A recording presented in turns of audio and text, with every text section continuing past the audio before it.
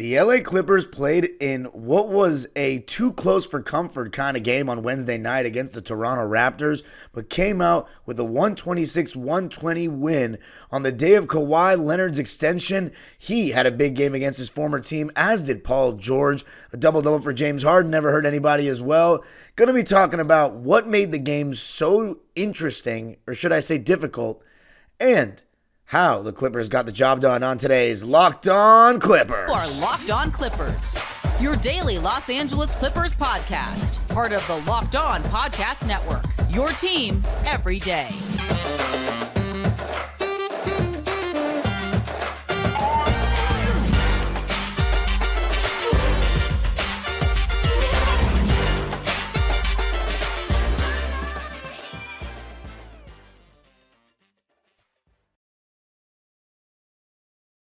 Yes, sir. You are locking in with the Clips. Thank you for making Locked On Clippers the first listen of your day, your team every day. I'm your host, Darian Vaziri, born and raised in LA and in my 19th season as a Clipper fan. You can also follow me on Twitter and Instagram at DimeDropperPod and subscribe to my own YouTube channel, Dime Dropper, where a vlog of my experience at Wednesday night's game will be out on my YouTube channel, and Locked On Clippers free and available wherever you get your podcasts, including YouTube.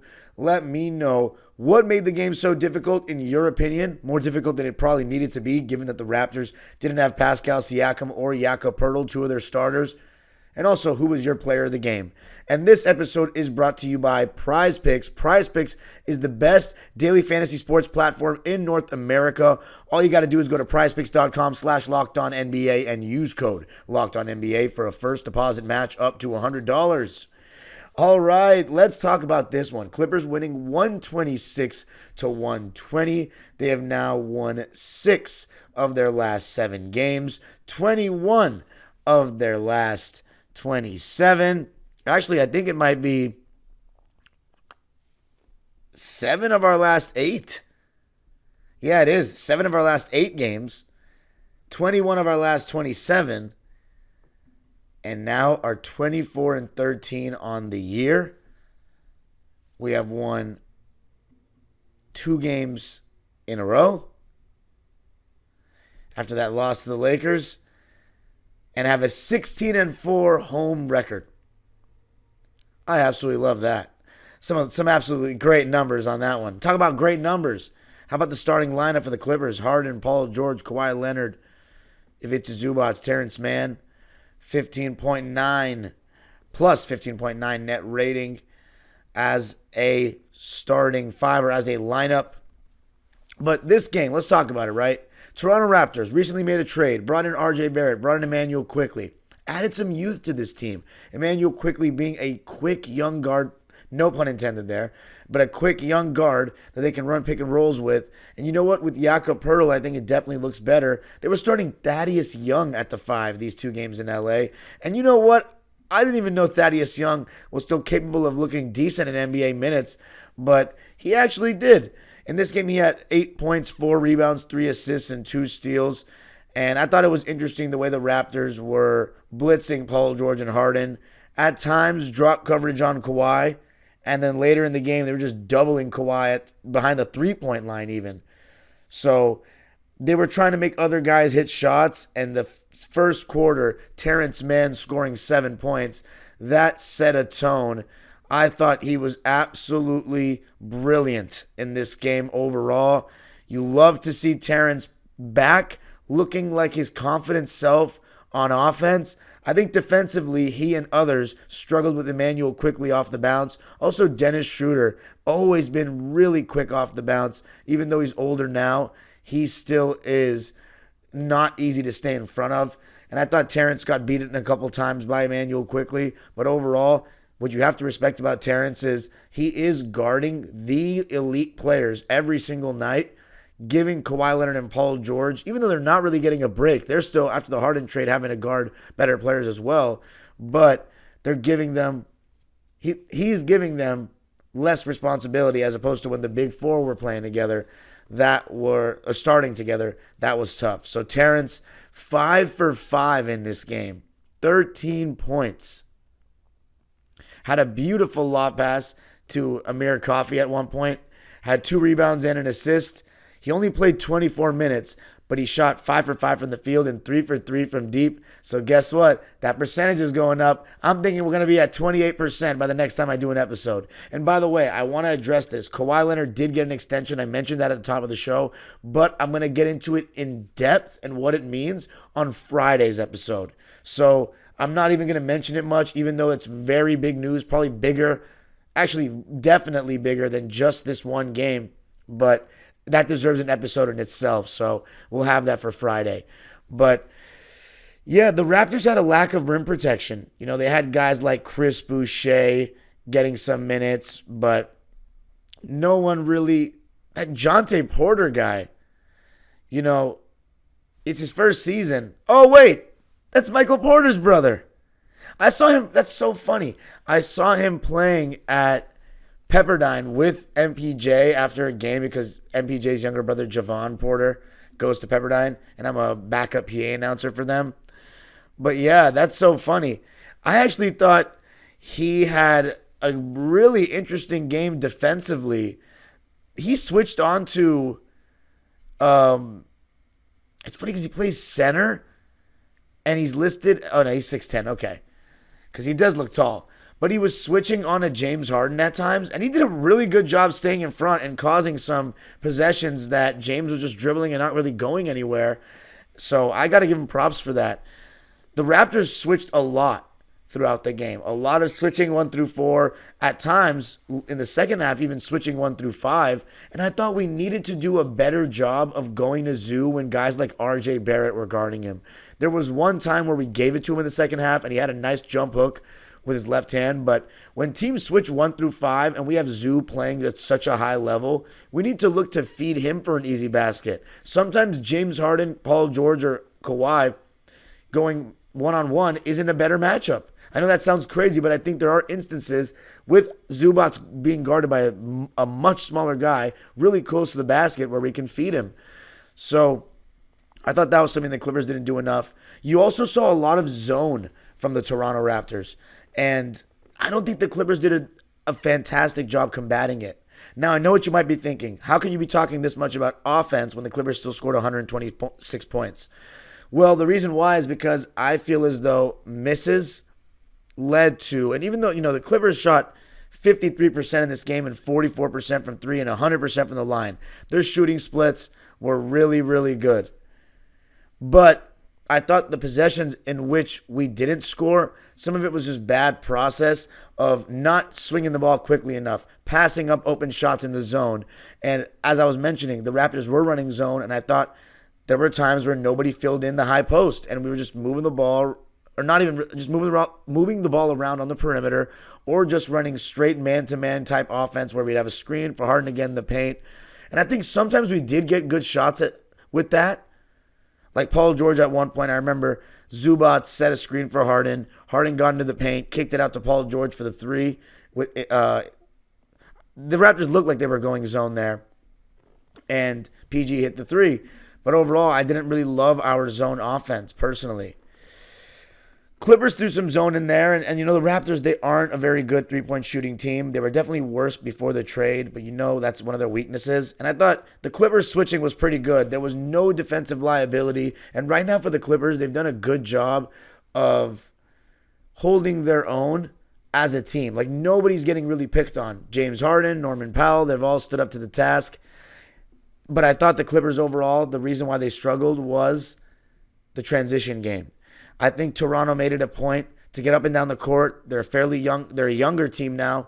Not to say OG Anunoby is like old or anything, but getting Emmanuel quickly, RJ Barrett, guys that are under 25, they can get up and down the court. And I thought Emmanuel quickly, Dennis Schroeder were causing some problems for the Clippers. And Gary Trent, I don't think we were picking him up quickly enough on the break. Like, just letting him walk into threes at times. He had 5 made shots in the game, 2 threes, 12 points off the bench. But what brought us home eventually was Kawhi Leonard and Paul George. Kawhi Leonard was great throughout the game. He was awesome in the second quarter, especially just getting to his bag. nobody really could guard him one-on-one. McDaniels had his try. R.J. Barrett, who has given Kawhi some problems in the past, couldn't guard him really. And then Scotty Barnes took a crack. A screen would get involved, and Kawhi would be able to get a good shot. They started just double-teaming him, straight double-teaming him beyond the three-point line. Same with James Harden at times coming off screens. And I think James, he still made his fair share of decent passes, but I don't think it was as strong of a game for him as the last one, of course. But Paul George, he was missing everything, and there were some bad misses in the first half, and he only had 4 points at halftime. Second half, Podcast P continued where he had left off the last couple of games, and he did it on both ends. I thought there were times where he was a little bit lazy getting back in transition, but overall, doing a good job at the point of attack, good help defense, active hands. And there was one time in the first half, he knocked the ball off Quickly's leg, got a block. He was everywhere. And in the second half, he had 25 points, a bunch of catch-and-shoot threes. He was 5 for 8 from 3 in the second half alone, and he shot 67% in the second half on 10 for 15 shooting. And I love the way Kawhi closed the game. He was double-teamed at the top of the key, turned the corner on Dennis Schroeder, and went all the way for a dunk, which was, I love the intention there, the authority, and then drew multiple defenders, kicked it out to Paul George for a wide open three. That put the Clippers up 124 to 118, and that was all she wrote. So it was a weird game. Moral of the story is you got to win these weird games where, look, the Raptors are shorthanded. You have kept them in the game. You are, giving them life at the end and not getting stops and having some clunky offensive possessions, but you got the job done, and it was a huge game from your best two players, Paul George and Kawhi Leonard. Coming up, going to be talking more about the way that they played specifically, what worked so well for them, and of course, just evaluating the performance of the team and the players overall. Going to be talking about that coming up. I got to tell you a little something about Prize Picks. Prize Picks is the best daily fantasy sports platform in North America. It's the most exciting way to play daily fantasy sports. And here's how it works. All you got to do is pick more than or less than on 2 to 6 player stat projections and watch the winnings roll in. With basketball season and football season going on simultaneously, you can now pick combo projections across sports from the Specials League, a league created specifically for combo projections that includes 2 or more players from different sports or leagues. So you can take Kawhi Leonard more points and then Cooper Kupp with receptions. Prize Picks even offers a reboot policy so that your entries stay in play even if one of your players gets hurt. For football and basketball games, if you have a player who exits the game in the first half and does not return in the second, that player is rebooted. Prize Picks is the only daily fantasy sports platform with an injury insurance policy. Just go to prizepicks.com/lockedon and use code LOCKEDONNBA for a first deposit match up to $100. That's prizepicks.com/LockedOnNBA and use code LOCKEDONNBA for a first deposit match up to $100. Prize Picks, daily fantasy sports made easy.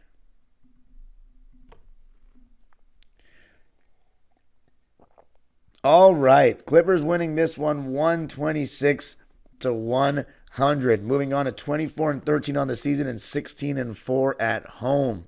Now, this game was annoying for me to go to. It was my 16th game of the season. The traffic going to this game. Look, there were a couple of games during, like, when kids had winter break these past couple of weeks during the holiday season, where the traffic was even on weekdays, weeknights, as good as you'll ever get it in Los Angeles going to a game in downtown. But this Wednesday night, January 10th, 2024, the traffic was horrific. Usually it takes me about an hour and 10 minutes to get to Staples Center with traffic. It took me 2 hours on Wednesday night. I got in and it was already 12 to 8. So I missed the initial matchups and stuff like that, but both teams switched 1 through 4. The Raptors were even switching 1 through 5, as I mentioned earlier. So a lot of people guarding a lot of people, and the Clippers just have more talent. It was just interesting how we really struggled in transition against them, and you got to give them credit. I mean, Emmanuel Quickly and R.J. Barrett, they've been playing really well as Raptors so far. In this game, R.J. Barrett had 24 points. He had He was 4 for 6 from 3. This is a guy that's never been a very good three-point shooter, and he was just making his shots. That's in the scheme. You know what I mean? Like, the Raptors shot 55% from the field and 40 from 3 and 89% from the line. So they shot really well. But the Gary Trent threes, just leaving him open in transition, that was poor. I think we need to have better awareness getting back on D. I thought James Harden as well. He had some good hands, moments of good hands defensively, but there were times where he got beat just a little easily. Overall, I'd say okay defensive game for him, not bad or anything. Kawhi Leonard, I thought he had some good defense as well. Help side and protecting the back line when Zubac was pulled out of the paint, because on Emmanuel Quickley, towards the end of the game, we had Zubac blitzing because we didn't want Emmanuel Quickley just dribbling into those pick and roll threes. And there was one moment where Kawhi took away the roller, and the roller tried to make a pass to Scotty Barnes in the corner, and it went over his head. So that's all just Kawhi, being aware, being ready to rotate, and disrupting the offense for Toronto there. But Ivica Zubac, I didn't really mention him too much, but he was solid again. A double-double, finishing around the basket, setting good screens, 12 points, 11 rebounds, 3 assists, and a block on 6 for 8 shooting. He did turn the ball over 2 times, though, but overall, he continues to play at such a high level. He's one of the best top 15 centers in the league, in my opinion. I know there's bias there for sure. I'm not watching every single team like I am the Clippers, but you'd be hard-pressed to find 15 better centers than him. And if you're saying James Harden helped him, you're absolutely right. But I'll tell you this too. As good as James Harden is in the pick and roll, there are a lot of good pick and roll players as well in the league, and Ivica Zubac just has never played with a great pick and roll player until now. So, James Harden, thank you for letting everybody see how much better Ivica Zubac is than they think. But yeah, Terrence Mann, Ivica Zubac, those 2 starters outside of 2-1-3, I thought were fantastic. Russell Westbrook, he came in the first quarter, and he was getting downhill and getting to the rim at will. And I've talked about this on the show, and I talked about it when he was a Laker. He still gets to the rim, but a lot of times because they're backing up, he's not fully getting around them. And he's missing even more around the basket than ever before. And I always thought he did go so fast, he'd smoke some layups here and there. Like, he wasn't the best finisher percentage-wise, but he was so explosive that it didn't really even matter. But this one, it was a mixture of he wasn't finishing, he was going a little too fast, and I thought playing into Toronto's hands just a little bit because they wanted to play a little faster. Clippers are not as much of a pace team now that Westbrook has gotten his role so reduced. They don't have Bones Highland in the rotation and Mason Plumlee. They're more of a half-court team that suits Harden and Kawhi. Paul George, Terrence Mann, Norman Powell, they can get out and run, but everybody else, I think, they want to play at this kind of pace. Now, in that pace, the slower pace, I think was helping the Clippers. I think this new Toronto team is going for a more youthful approach, pushing the ball with quick guards as like Dennis Schroeder and Emmanuel Quickley. And RJ Barrett, I think, is a lot better in transition than in the half court. He's still not a great one-on-one creator. So getting him downhill in transition action, that's going to benefit him the most. And that's what I think Toronto is trying to do. Now, as far as Westbrook, I was going to say it was a mixture of him just going too fast and missing around the basket and playing to their hands. But also the refs, they don't give Paul George and Westbrook anything. Like, it's wild. Like, it really is wild. I don't know if he's going so fast they can't see. I don't know if they just don't respect him anymore. But he just doesn't get calls frequently enough. The fact that he had, 0 free throw attempts in this game, that's ridiculous in my opinion. No, yeah, he did. 0 free throw attempts. Ivica Zubac had 0 free throw attempts. Paul George had 0 free throw attempts. The only player on our team that got more than 2 free throws was Kawhi Leonard. And I knew that the Raptors were going to end up shooting more free throws and getting more calls with Darko Rajakovic's rant he had against the Lakers. And you know what? He had every right to make that because the calls were a little fishy. But, yeah, Paul George and Kawhi Leonard. Let's just talk about Kawhi. On his extension day, he was efficient throughout the game. He was making threes. He only shot 4 of them, but he made 2 of them. He was 10 for 18 from the field, so another extremely efficient game, shooting over 50%. And even though it wasn't his most active defensive game. Like, there weren't that many times where I said good defense Kawhi. There weren't many times where I said good defense any particular player in this one. We just weren't getting enough stops. And I think that was a mixture of maybe a little bit lazy defending. It wasn't as high effort, I think, as most games. And I don't mean in terms of like body movement. I think in terms of communication and just lack of focus at times, not lack of effort. A little bit of an underestimation, I think, as well of this new look Toronto team because they were missing Pascal and they weren't a back-to-back. Credit to them. They really made things tough. They didn't make it a walk in the park. And even though the Clippers outscored them 35-28 in the fourth quarter, it was the Raptors that felt like they were going to come back and potentially tie the game. They cut it down to 3, and that's when PG had that huge dagger to put us up 124-118. But yeah, Kawhi Leonard with 29 points. 3 rebounds, 7 assists. He really had 7 assists. Wow. Didn't feel like that. But he was making some good passes. 1 steal and 2 blocks. As I said, 10 for 18 shooting and 2 for 4 from 3. And then Paul George. I love the resilience and the persistence to put up shots and still be aggressive even though he was not hitting in the first half. And he also got some good looks courtesy of guys like Kawhi Leonard, like James Harden. But I liked how aggressive he was. And the beauty of Paul George, he can score in so many different types of ways. Coming off screens for quick hitters. You can throw it to him in the mid-post. He can face up. He can score in transition.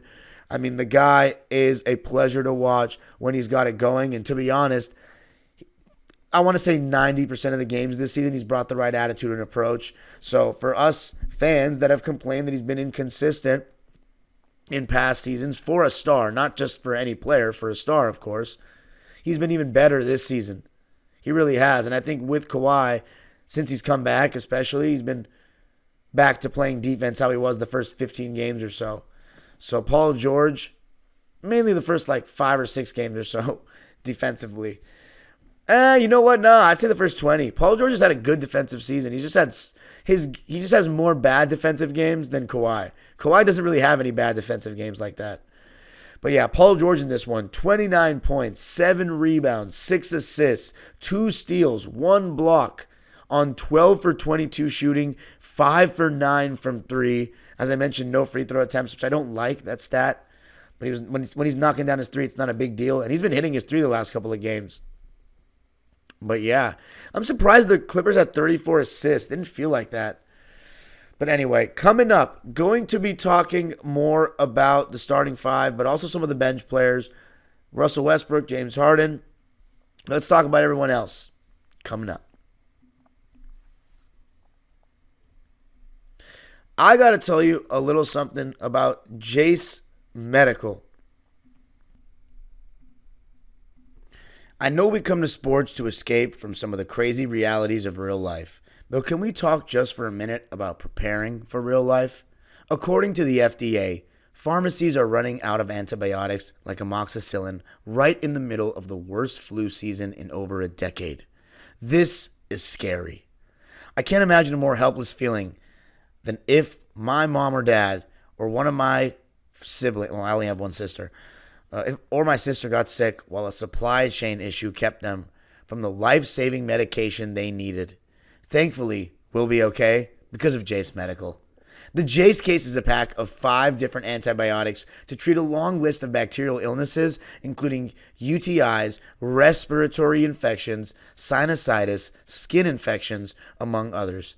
This stuff could happen to any of us. Visit jasemedical.com and complete your physician encounter. It will be reviewed by a board-certified physician, and your medications will be dispensed by a licensed pharmacy at a fraction of the regular cost.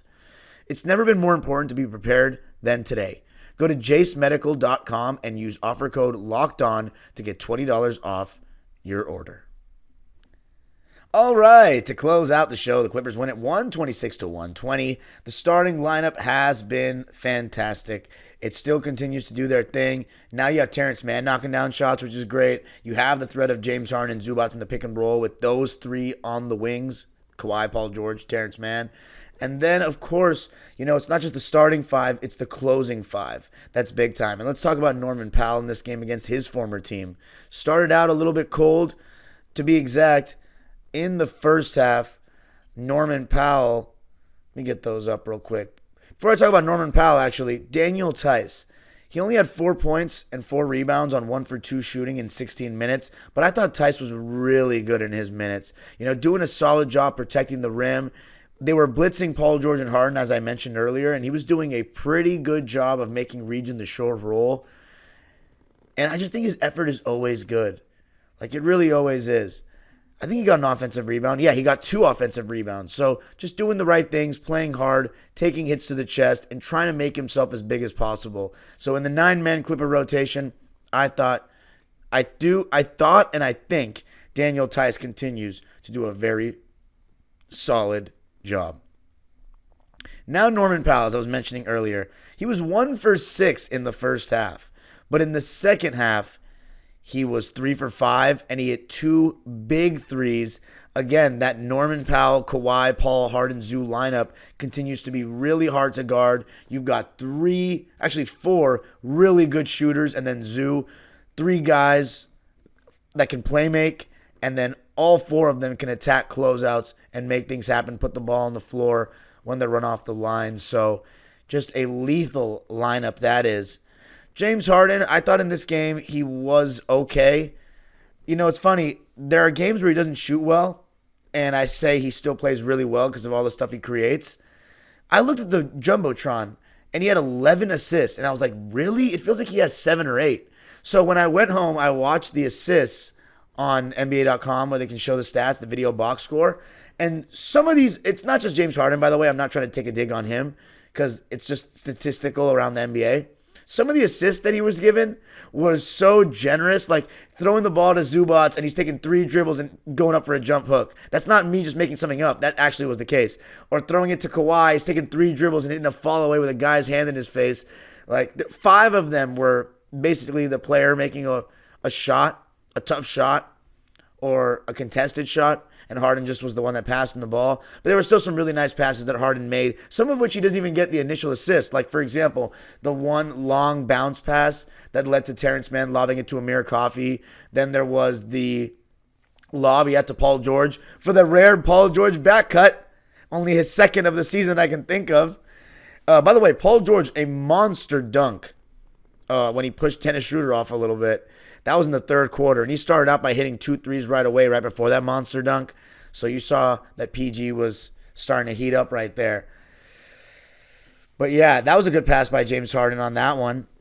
And then Russell Westbrook, he had some decent passes as well. That was that one where he faked like he was going to shoot just by looking at the basket. Then he rifled it to PG, had like the left elbow for the jump shot. That was in the second half. But Russ, he just had a rough one with the refs not giving him any calls and just going a little too fast. He had 6 points and 3 assists. No rebounds. That's super rare.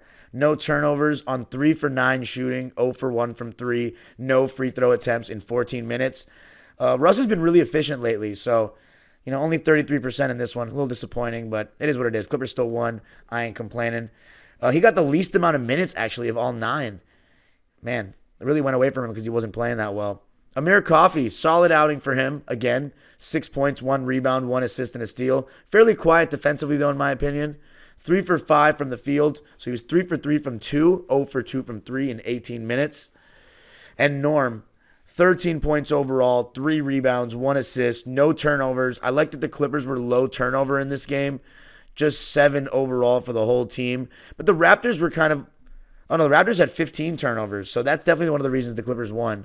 Created some shot clock violations as well, or at least one I remember. But I still wouldn't. The Clippers, I'm not bragging about their defense at all in this game. They've actually got to tighten that up a bit. It's been a little shaky lately. James Harden in this game, 14 points, 5 rebounds, 11 assists, and a steal. I thought it felt like he had more than 1 steal. He had some good moments of good hands. But not the most efficient game from him. I just thought the process on some of the possessions was too slow. Like just him dribbling for too much and some really good one-on-one defense by Jonte Porter. And I don't think it was just Harden that was over-dribbling at times. Kawhi sometimes was putting it on the floor a little too much. But overall, offensively, I'm not going to complain too much either because 126 points. Kawhi was still efficient. Paul George was efficient. And we got good shots all game long. We shot 53% from the field and 44% from 3. But again, we are playing against the Toronto Raptors team that doesn't have 2 starters. So I don't think we played that great. But the thing is, you've got to win the games that you don't play great in. And let me see, am I missing anyone? I think I got everybody's stats, yeah. So if I had to rank it, I'd say my player of the game was Kawhi. I think he just had the authority from start to finish of it against his former team. Then Paul George, then Zoo, then James, then Terrence. I know Terrence Mann's stat line looks better for what he is, but James Harden is still the conductor of what we're doing right now. He's still creating good shots for people. And yeah, he found guys in the pocket, found guys in their right spots. Even though I did say that he got some generous assists, which he did. But I think he's on the court. He's part of this team. He's still helping the team win games. And, you know, he just had a fantastic game where he shot 75% from the field and 75 from three. And that's the beauty of this team and what a lot of people have been saying about Harden going into this playoffs for the first time. All the skeptics. You can say I'm one of them because that was something I kept saying before we got James Harden was in the playoffs. Is he going to perform? Is he going to be big in the big moments? Well, he can shoot 5 for 13 with this team, and it's not a big deal because he's got Paul George and Kawhi. He is the third scorer, which is what they were looking for in Brooklyn. So this is the perfect role for James Harden at this stage of his career where he can pick and choose his spots to be aggressive more. And even if he doesn't have it scoring-wise, as long as he's creating good shots and still playing with effort defensively, then he's still going to be a net positive all the time for the Clips.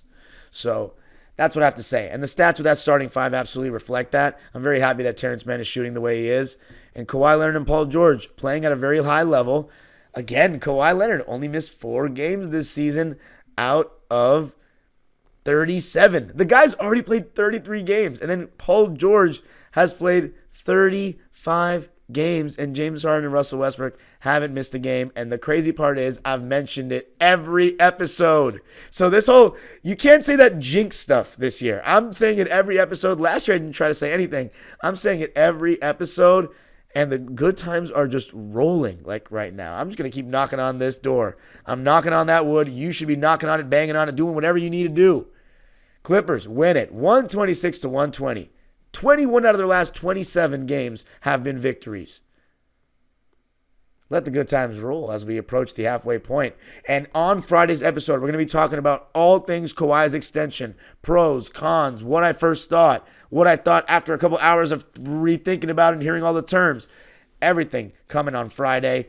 You can follow me on Twitter and Instagram at DimeDropperPod. Subscribe to my own YouTube channel, Dime Dropper, where you can find a video post-game or a video of my experience at the game. The attendance numbers aren't out yet, but I don't think we sold this one out. A lot of empty seats in the 300 section. And it's a shame because we had, I think, 7 consecutive sellouts. But I guess the Toronto Raptors on a Wednesday night didn't entice the crowd. People should be getting to these games. The Clippers are playing at such a high level, and their stars are playing every night. The process is so different, as I mentioned in the last episode. The seriousness. And every single game we win, it's not about the playoffs and the long haul. It's we're just taking it one game at a time, trying to stack wins and get as high as we can get in the standings and play the best that we can and be the best version of us. Not, oh, nobody wants to see us in the playoffs, or as long as we're healthy in the playoffs, that's all that matters. None of that. Let me know what you think of the episode. Make sure you subscribe. Make sure you hit the notification bell so you know every single time we post a video who was your player of the game and why was the game so tough. The age-old proverb continues, go Clippers.